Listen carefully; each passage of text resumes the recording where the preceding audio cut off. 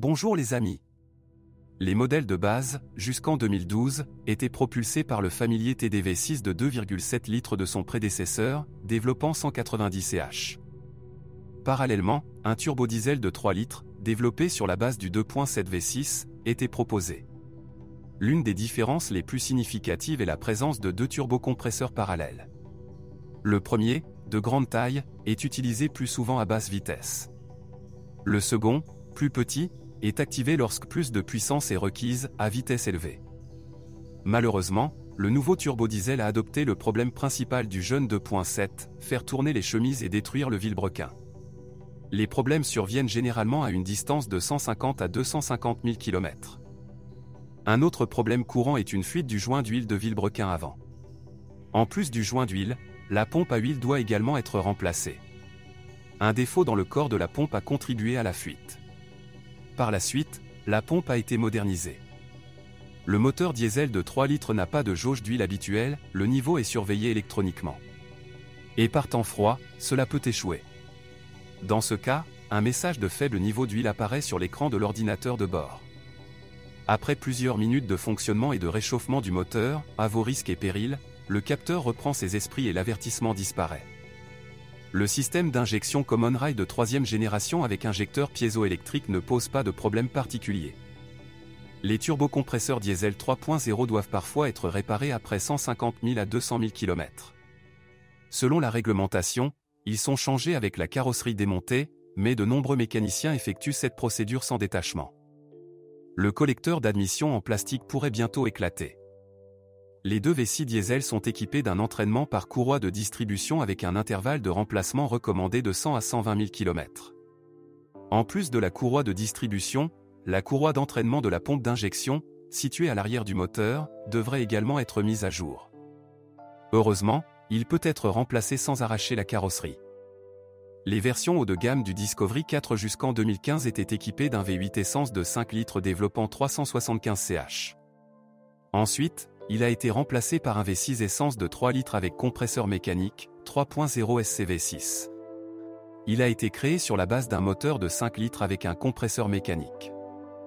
Les premiers dysfonctionnements du moteur atmosphérique de 5 litres ont été rencontrés à une distance de 50 000 à 100 000 km, la pompe fuyait ou le visqueux du ventilateur de refroidissement du radiateur était bruyant.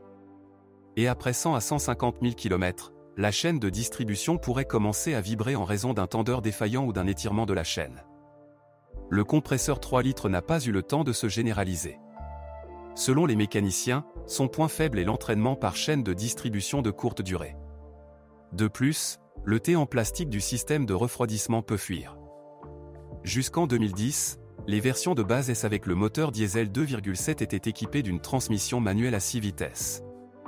En 2010, toutes les versions officielles sont passées en automatique. Jusqu'en 2012, les moteurs diesel étaient associés à une transmission automatique à 6 vitesses ZF 6HP 28, puis à une ZF 8HP 70 à 8 vitesses. Le V8 essence de 5 litres a été combiné avec le ZF 6HP 28, et le 3.0 SCV6 qui l'a remplacé a été combiné avec le ZF 8HP 70. Les voitures équipées d'une transmission automatique à 8 bandes, au lieu du sélecteur de vitesse classique, ont reçu une commande rotative qui sort du panneau, comme dans une Jaguar.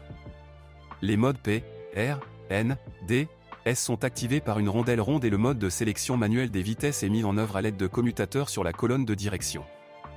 En règle générale, une boîte automatique à 6 vitesses parcourt facilement 200 à 300 000 km sans réparation majeure. Le convertisseur de couple devra peut-être être réparé en premier. La transmission automatique ZF à 8 rapports est encore plus durable. Ce n'est qu'occasionnellement que la rondelle s'est arrêtée de bouger. Le module nécessitait une réparation, ressoudage du transistor. En dernier recours, le module a dû être changé. Les deux transmissions automatiques nécessitent des vidanges d'huile régulières. Dans la 4e Disco, le système de transmission intégrale électronique Terrain Response a été légèrement optimisé. En particulier, le mode de conduite sur sable a été ajusté.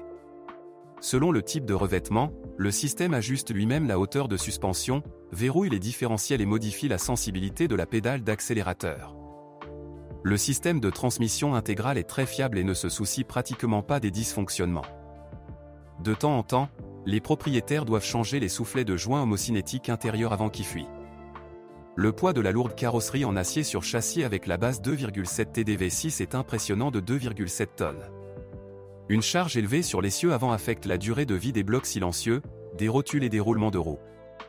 Si les blocs silencieux avant durent un peu plus de 50 à 100 000 km, ceux à l'arrière durent plus de 100 à 150 000 km.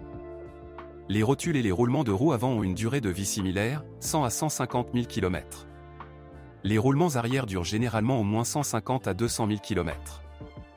La suspension pneumatique vous permet de modifier la garde au sol dans la plage de 130 à 225 mm.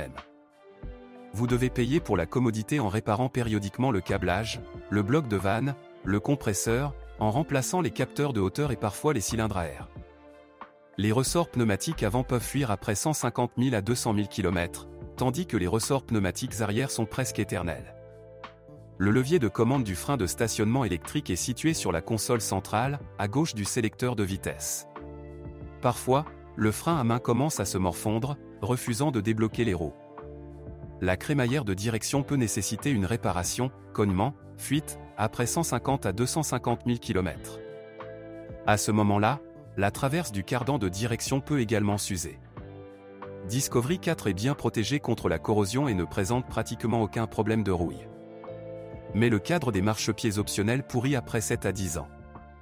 Malheureusement, les feux arrière sont souvent la proie des voleurs nocturnes. Les serrures de porte commencent à échouer après 6 à 9 ans d'utilisation. Par la suite, le verrou du couvercle supérieur du coffre peut également devenir enfoncé.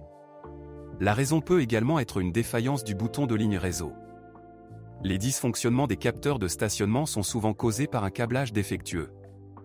Notons enfin la mauvaise conception du treuil de la roue de secours, qui peut se coincer au moment le plus inopportun. Si vous connaissez d'autres dysfonctionnements de modèle, assurez-vous d'en parler.